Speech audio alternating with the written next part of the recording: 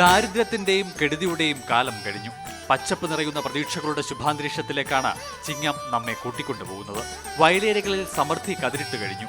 കൊയ്ത്ത് മലയാളിയുടെ അറയും പത്തായവും നിറയ്ക്കും. തൂശനിരയിൽ പുന്നലിന് സദ്യ ഉണ്ണാനുള്ള തയ്യാറെടുപ്പിലാണ് കേരളക്കര.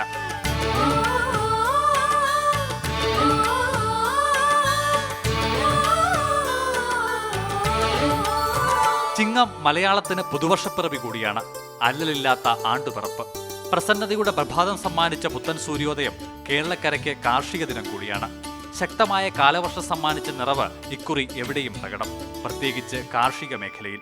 മലയാളിയുടെ മനസ്സിലെ മോഹന സങ്കല്പങ്ങൾ നവീകരിക്കപ്പെടുന്നതും സാഫല്യമടയുന്നതും ആയൊരു കാലമാണ് ചിങ്ങമാസം. 22 നാളുകൾ കൂടി പിന്നിട്ടാൽ അത്തം പിറക്കുകയായി.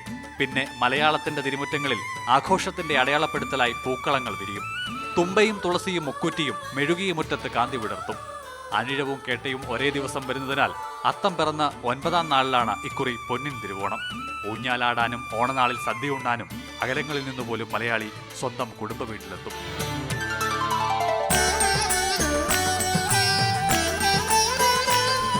ക്യാമറമാൻ അഭിലാഷ് ഷോങ്ങല്ലൂരിനൊപ്പം CK അഭിലാൽ, മാതൃഭൂമി ന്യൂസ്, പാലക്കാട്.